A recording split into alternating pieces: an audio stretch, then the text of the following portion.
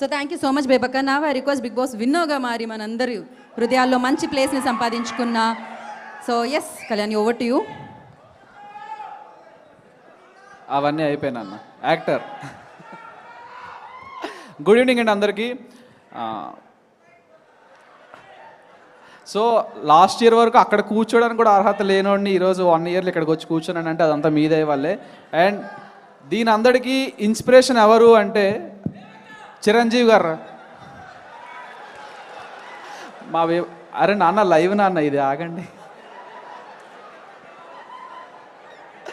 So లేదు అంటే నవ్వుకోవడానికి చాలా బాగున్నాం, మనందరం నవ్వుకోవడానికి చాలా బాగున్నాం. కానీ at the end of the day ఇది బాస్ బర్త్డే సెలబ్రేషన్. ఇది చాలామందికి ఇన్స్పిరేషన్ అతను. సో అతని గురించి మాట్లాడుకుందాం. ఓకే, ఎప్పుడో చిన్నప్పుడు 8 ఇయర్స్లో జై మెగాస్టార్, జై బాస్టర్, జై ప్రిన్స్,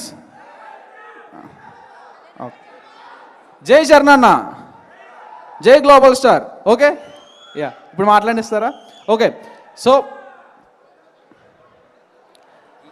ఆయన మాట్లాడేంత వరకు కొంచెం ఒక్కసారి ప్లీజ్. జై మెగాస్టార్, జై మెగాస్టార్, జై బాస్టర్. నేను నైట్ అంతా కూర్చొని జై కొట్టే ఓపిక నాకు ఉంది. ఓకేనా? సో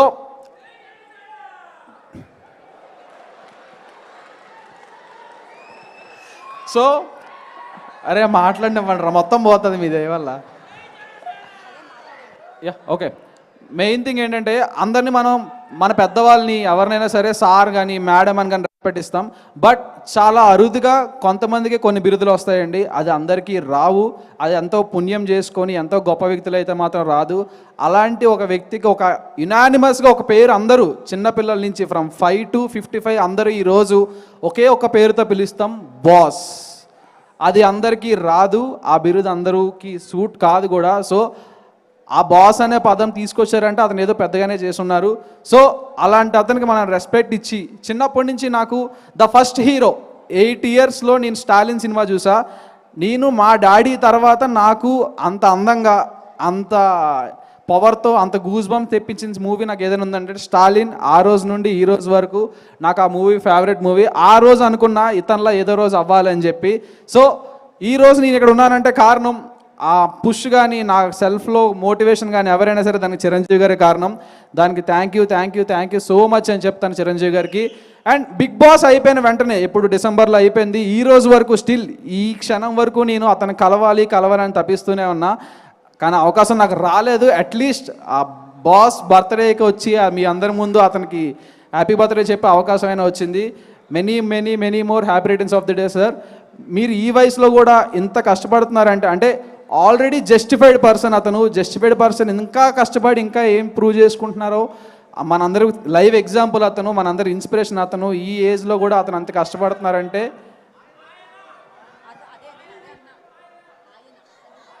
ఓ ఆయన సారీ బ్రో నాకు తెలీదు. ఓకే, బాస్ అంత కష్టపడుతున్నారంటే అతనే మనకి inspiration. So once again and అతను చూస్తూ పెరిగాను. బట్ అతని నుంచి వచ్చిన మొక్కే ఇంకొకరు ఆయన.